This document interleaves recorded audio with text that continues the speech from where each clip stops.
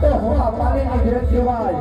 અને હું આંગણવાડી નોકરી શોખ માલિકો નંબર ઉતરું થી શેરથી માલિકો નંબર ઉતરું કદાચ હું આપણાને ભેટ મૂકો અને જો 10ની આંગળીએ નોર પાડું ને તો આંગણવાડી માલિકો બેઠો નો બેઠો